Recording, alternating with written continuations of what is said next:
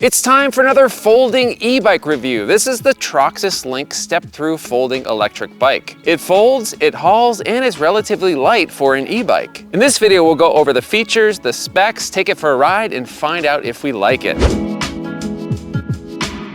I've become a big fan of e-bikes because they can be a fun and useful alternative to a car in many situations. Having that electric assist has opened up the world of bikes to a lot of people. And one of my favorite type of e-bikes are step-through folding bikes, which is what we have here. It's got a low frame, so it's really easy to step over and get onto the bike. And smaller diameter tires, which means a lower center of gravity. And because it folds, it can offer convenience in many situations. Easy to throw in the back of a car or store by your desk at work. And the smaller size means you might be more likely to incorporate it into your daily life. All right, so let's do a quick walk around of this Troxus Lynx and check out all the features and specs. So as I mentioned, this is a step-through design, so it's going to be really easy to get on the bike. The design is really simple, but it's clean and it looks really nice. And I really like this deep blue color. And the battery cover has sort of a glossy black, which looks really fancy. Now I'm 6'3" and I have the seat pretty much all the way up and I fit on here pretty decently. Though if you're any taller than me, this bike might feel a little bit small. I'd say if you're between like 5 feet and 6'3", I think you'll be fine on this bike. So in the back, we have a 500-watt hub motor. Now it doesn't say on their website whether or not 500 watts is nominal or peak power. I emailed them and they said 500 watts is nominal power, but they do not publish the peak power. This is a 48-volt system. It's got 65 Newton meters of torque, so we'll put that to the test when we ride it. So we've got a 480 watt-hour battery here, which is on the smaller side for an e-bike, but maybe not that small for a folding electric bike. It's located right here in the frame,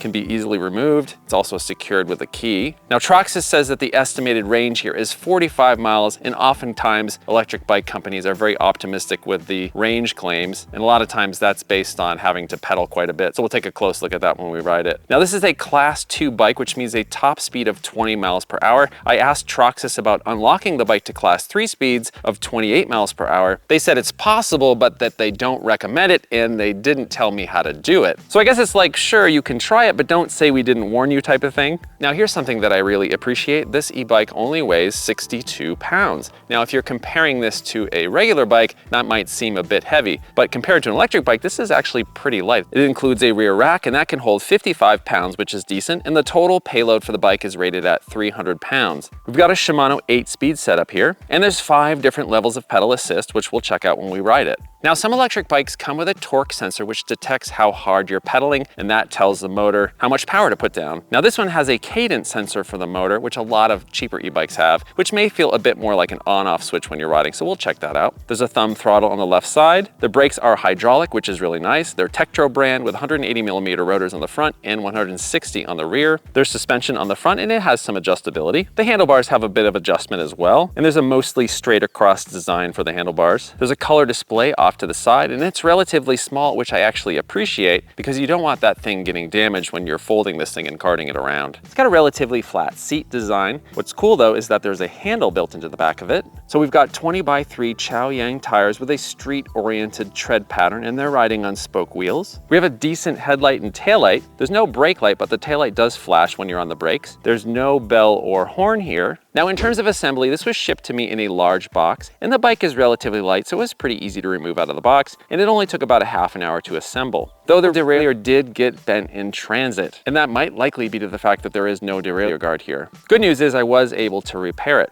But like any bike that you buy online that gets shipped to you, make sure you look over all the parts carefully before you ride. Or if you don't want to deal with assembly at all, Troxus does have some dealers where you can buy your bike and have them assemble it for you. So many e-bikes sold online only come with a 2-year warranty, and this one actually has a 5-year warranty. Now, one of the main reasons why you might be considering a bike like this is because it folds. So let's check that out right now. So the first thing I like to do is lower the seat, turn it around, then move on to the handlebars. Pretty easy to just lift this up, and then that folds off to the side. Fold up the kickstand. Now you can fold the bike in half. You kind of have to get the pedals oriented in the correct spot in order for this to fold properly. And then once you get right to about this location, there's a nice little built-in magnet that holds the two sides together, which I'd like to see on all folding bikes. And it is a little bit clumsy and awkward to try to lift this thing, but the fact that it stays together and doesn't flop around with that magnet is pretty nice. And this is a bit on the lighter side, like I mentioned, so it's not too terribly difficult to lift. But when you're lifting it, Just be sure to have the chain side facing away from you so you don't get chain grease all over your pants. And then putting it back together and then unfolding it, reverse the process. Lash it back together, handlebars up, flip the seat around. It's actually pretty easy. Hey Georgia, how's it going? What's going on? Wanna go for a ride on this bike? I think you can fit right up here, right? Can you fit up here? All right, so here we are on the Troxus Lynx folding electric bike. Now, as I mentioned, this has a 500-watt hub motor. They don't mention the peak power anywhere, so I don't really know how crazy fast you can get this thing going. But I am on a hill here, so I figured, why don't I start out with a hill test? This is a pretty steep hill. Let's see how we do. I'm gonna crank it all the way up to 5 and throttle only, see how we do up this hill. All right, 3, 2, 1, go. Yeah, I got a decent start off the line. All right, we're going 14 miles per hour up this hill. It's not bad. It's taking its time, but we are able to get up to 18, 19 miles per hour. I don't think it's gonna go a full 20 up this steep hill, but that's not bad at all. Give it a little bit of help with my pedals because, you know, I should get a little bit of exercise, right? Now we're gonna be going down a pretty steep hill right around this corner, so I think this is a pretty good time to test out these brakes. Let's get it up to 20 miles per hour. Actually, we're going 23 down this hill. All right, 3, 2, 1, slam on the brakes. Actually, those brakes are really good, considering there's only a 160mm rotor out back, just because this bike is relatively lightweight. It stopped pretty quick. Yeah, you can lock those brakes up like you can with any bike, but I'm pretty happy with the brake setup on this bike. All right, there's a lot of hills around here. Let's go on this relatively flat road right here and test out pedal assist level 1. Yeah, 1 doesn't do a whole lot, but you know, if you want to get a little bit of exercise, that's available to you. And then it really does start to get going with level 5. Hey, look. Slow down, we got some deer over here. Oh, there's a little baby deer. Okay, so one thing to keep in mind with this bike, like a lot of less expensive e-bikes, it has a cadence sensor for the pedal assist. It only detects when you're pedaling, not how hard you're pedaling. So let's just say you're coasting and then you start pedaling.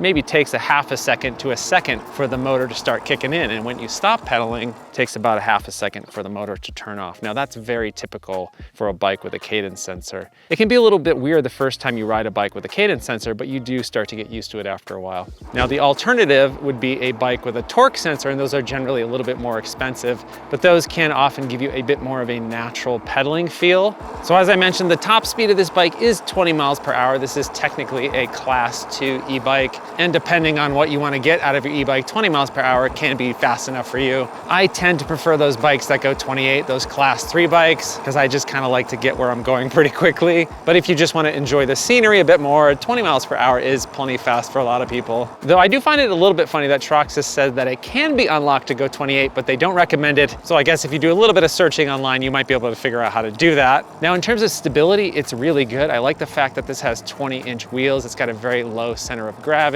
And I really like the fact that this is a pretty small bike. It makes it pretty nimble, pretty easy to get around, especially if you're in a city. Definitely not in a city right now. Much different vibe than my usual videos where I'm stuck in traffic in Los Angeles. So we should probably talk about comfort. Let's start with the thing that I don't really like. Not a huge fan of this seat. And seats are obviously a very personal thing. You might love this one. I feel like it's a little bit too hard, a little bit too flat, but it's easy enough to swap a seat out. Although I do like the fact that it has a handle on it. It makes it a lot easier to carry when you're moving this bike around.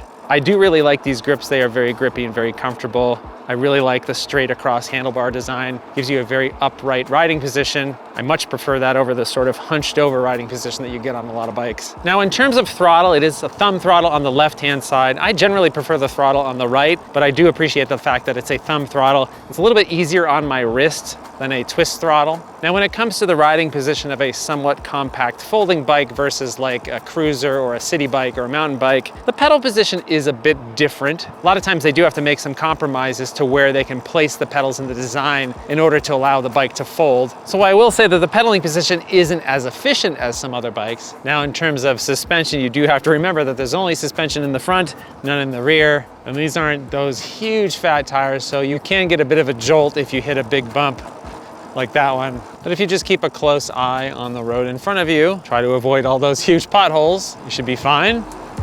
Okay, I'll admit that's kind of pretty. Let's take this off-roading a little bit, see how these tires do on some dirt. Nah, not a lot of grip on the dirt. It'll work in a pinch. on a campground road, something like that. But yeah, they're sliding around a lot. Before we make our way home, let's see how we're doing on range here. It's got 47%. We've gone about 11 miles so far, and a lot of that was pedaling. But there have been a fair amount of hills here. So I'd say maybe the range of this bike is like 15 to 20 miles if you're full throttle all the time. The company estimates a 45-mile range using level 1 pedal assist on flat ground, and I could totally see that being achievable. But yeah, I do really dig a lot of things about this bike. I like the fact that it's lightweight. I like the fact that it's got a rack on the back so you can put stuff on it without having to spend extra money for a rack. I like the fact that the tires are a bit more narrow compared to a really true fat tire bike, which reduces the rolling resistance a little bit. Yeah, overall, this is a pretty good bike. All right, so how much does this folding e-bike cost? The Troxus Lynx folding e-bike comes in at $14.99. I do really like this bike, but that's a bit on the high side when compared to other bikes with similar specs. But like most e-bikes sold online, you can often find deals on these. All right, so what's the verdict? I really like that this is relatively lightweight. I've used it a lot more than my other bikes lately, mainly because of that. Just hop on and go. Throw it in my car, bring it camping. It's just a very convenient form factor. And I like the fact that it has a built-in rack. This is a must-have for me. It's not the fastest bike, but it certainly has proven to be very useful for me around town. The only con that I can think of is that it's a bit more expensive than some of its competition. So what do you think of this folding electric bike? Let me know in the comments below. If you're interested in buying this e-bike, be sure to use my link in the description below. It will help support the channel. If you like this video and you want to see more like it, please consider subscribing and hitting that bell icon. Thanks so much for watching. I hope you're well, and I'll see you soon.